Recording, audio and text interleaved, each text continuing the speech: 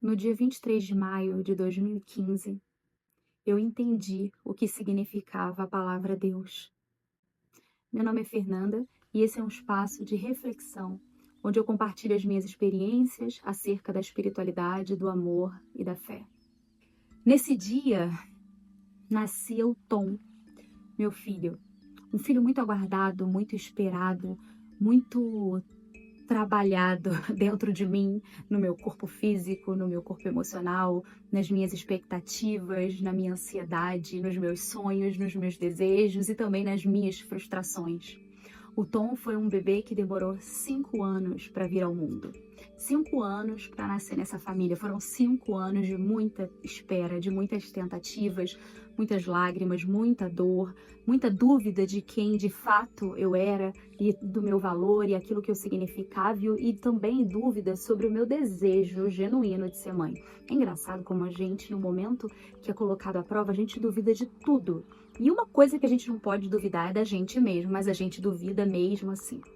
E eu duvidei. Durante 5 anos eu duvidei que eu era capaz de gerar uma vida, e assim fez. E nesse dia, no dia 23 de maio, num sábado, à noite, 11h35 da noite, eu conheci Deus. E ali naquele momento, quando meus olhos fitaram dele, eu percebi tudo. Tudo se esclareceu. Parecia que todas as fichas tinham caído. Parecia que tudo que eu tinha lido, que tudo que eu tinha vivenciado, que todas as minhas experiências com a espiritualidade, pequenas, mais distanciadas e às vezes mais entregue, todas as experiências fizeram sentido ali naquele momento.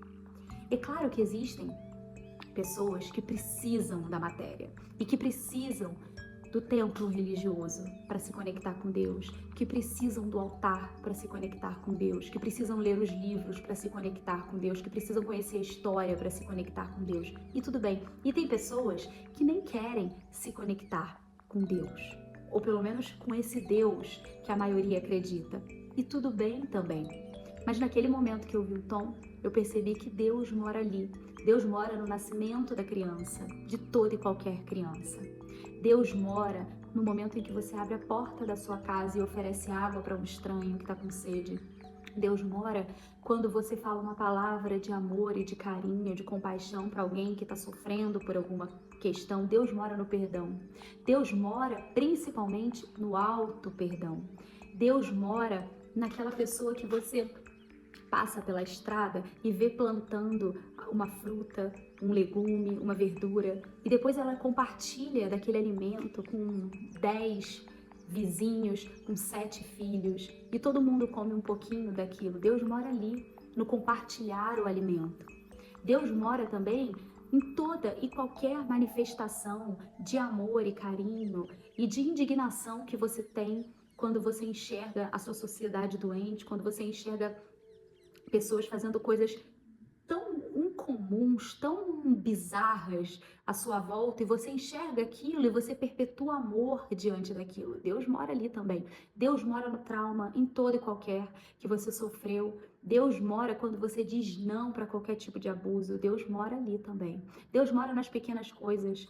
Deus está também, e por que não, quando você recebe um abraço de carinho, te parabenizando porque você conquistou alguma coisa, seja ela material ou imaterial. Deus mora ali também. Deus mora no seu esforço em ter conquistado alguma coisa.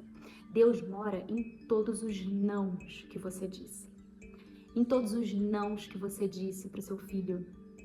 Em todos os nãos que você disse nos seus relacionamentos. Deus mora nos limites que você impôs naquela relação. Deus mora também nas portas que foram fechadas para você. Deus mora em toda e qualquer pessoa que te virou as costas no momento que você precisava. Deus mora na chuva, no temporal que você pegou e estava sem guarda-chuva, mas naquele momento você conseguiu perceber que você não precisava de guarda-chuva, que você podia se refrescar com aquelas gotas, que você podia dançar na chuva e que tudo bem, aquilo ia passar. Deus mora quando você acredita que você levanta da cama e que aquilo vai passar.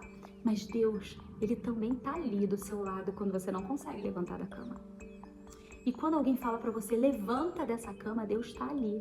Mas quando você escuta aquilo e você nega, Deus também está ali. Quando você nega Deus, ele também está ali. E quando você explica de uma forma tão incrível e tão concreta o que é Deus, e por isso você não acredita nele, Deus está ali também.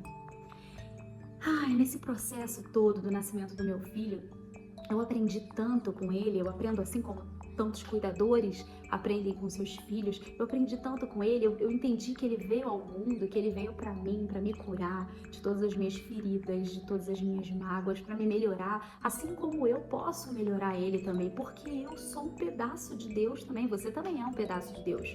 E quando alguém diz para você que você é bem pequenininha, do tamanho de um grãozinho de areia, diante de Deus, eu acredito nisso, mas eu também discordo. Eu concordo discordando. Eu sou pequenininha, mas eu também sou parte dele. Uma parte dele mora em mim. Uma parte dele mora no abraço que eu dou no meu filho todas as manhãs. Então eu não quero esse Deus distante demais de mim. Eu tenho uma frase que eu falo brincando que eu acho que Deus deveria ser discutido na mesa de bar. Espiritualidade de uma forma geral e fé deveria ser discutido na mesa de bar, sabe? Assim como a gente discute futebol, como a gente fala da série, do filme, da novela, isso deveria ser assunto do cotidiano, porque isso nos aproxima da luz, nos aproxima da espiritualidade, a gente começa a digerir, sabe, de uma forma mais leve, mais tranquila e não punitiva. Deus não é punitivo, gente. Deus é mãe, Deus é pai, Deus é avó, Deus é amigo que abraça, Deus é aquele amigo que não é família, mas parece família.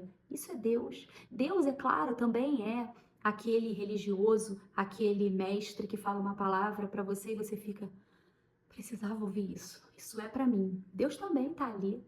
Deus também tá naquele estranho que nunca te viu na vida e de repente ele olha nos seus olhos e fala uma coisa que você, ué, como é que ele sabe isso sobre mim? Ele não me conhece. Deus está ali também. E Deus também tá quando a gente ouve uma coisa que a gente não queria escutar. Sabe? Quando a gente ouve uma crítica e a gente se acha injustiçado demais e, e não consegue compreender, fica magoado. Mas por quê? Logo eu. Mas eu me esforço tanto. Eu sou uma pessoa tão boa. Deus está ali também. Então por que que Deus não poderia ser o meu filho? Sabe? Por que que Deus não poderia ser o nascimento de uma criança e de toda e qualquer criança? Eu abro as portas da minha casa, as janelas da minha casa, para que esse movimento chamado Deus entre e permaneça. É claro que a todo momento eu fico pensando, isso tem que ser tão natural, sabe? No meu lar, na minha vida, na minha rotina.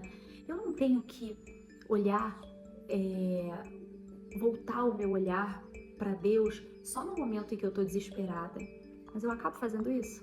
Todas as vezes que eu tô com uma questão, que eu tô com um problema, eu começo, ai meu Deus do céu, e não deveria ser assim. Deveria ser todos os dias, porque no momento que eu abro os meus olhos de manhã, que eu respiro, que eu entendo, que eu me entendo, que eu pertenço a todo esse sistema da espiritualidade encarnada aqui nesse planeta, eu devia pensar, isso é Deus se manifestando. Então é um exercício diário e tem uma frase que você já deve ter escutado e que eu gosto muito, que se chama orai e vigiai. E é uma frase que, se a gente desloca ela do contexto, parece até uma coisa meio, tá, que saco. Mas esse assunto aí de religião não tem absolutamente nada a ver com religião.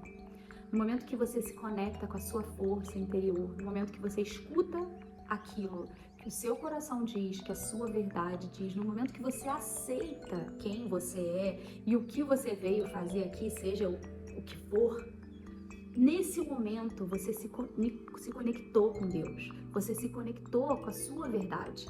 E aí quando você começa a perceber que aquele lugar que você frequenta não te completa mais, você está vigiando. E quando você percebe também que aquela relação que você vive é uma relação abusiva, você está vigiando também. E quando você bate o carro, ou alguém esbarra em você na rua, ou alguém perde um prazo que você tinha combinado e você, ao invés de esbravejar, você respira, você se acalma, você tenta contemporizar, você está vigiando. Então, orai é nada mais, nada menos do que você se conectar com a sua força, com aquilo que você acredita e, consequentemente, com Deus. E quando você vigia, você permite que chegue perto de você apenas a luz. E que nada mais além disso se aproxime de você. Que toda e qualquer energia negativa que seja dita por você ou por qualquer pessoa à sua volta, isso não se aproxima de você mais, porque você está vigiando. Então você é como se você fizesse um campo, um escudo de proteção invisível perto, dentro da sua casa, no seu trabalho, na sua rotina, em volta de você. Então você está vigiando e nesse ato, essa ação, esse processo de vigília também é Deus. Tem uma história de uma criança que não gostava de feijão, que não queria comer feijão, e todo dia era um sacrifício, botava um feijão no prato dela, ela não queria comer feijão. E aí, ela muito chateada, muito indignada que botaram feijão mais uma vez, ela tinha que comer feijão, ela perguntou pro avô, vô, feijão faz bem? Né? Como quem diz, pô, tem que fazer muito bem, né? Porque todo dia eu digo que eu não quero, que eu não gosto, e alguém vai e insiste em colocar, tem que fazer muito bom. No que o avô respondeu, não sei. E aí ficou aquele, pô, porque a criança, quando ela se refere a um adulto, ela espera todas as respostas, né? Todas as certezas do mundo que ela não tem, aquele adulto vai trazer para ela. Não sei se feijão faz bem. E ele completou, mas Papai do Céu faz. Nunca se entendeu essa frase e isso ficou no esquecimento. Muitos anos depois, essa criança já crescida, já uma adulta, uma mulher, ela estava passando por muitas dificuldades. E aí o avô dela relembrou, né, esse momento da infância dela. Você lembra quando você me perguntou se feijão, enfim, fazia bem? Eu te respondo, minha neta, não sei se feijão faz bem, mas Papai do Céu faz. Tá vendo essa mochila que você está carregando aí, pesada, deixando seus ombros para baixo, fazendo sua coluna doer? Não deixando que você caminhe com naturalidade, com leveza, trazendo esse peso muito maior do que você pode aguentar. Essa mochila, quando você não aguentar mais ela, quando ela já estiver assim explodindo no seu corpo, entrega ela para Deus, porque Ele é mais forte que você e Ele pode te ajudar a carregar, divide o peso com Ele. Então, isso é uma frase que eu nunca esqueci, é uma passagem que eu me lembro sempre.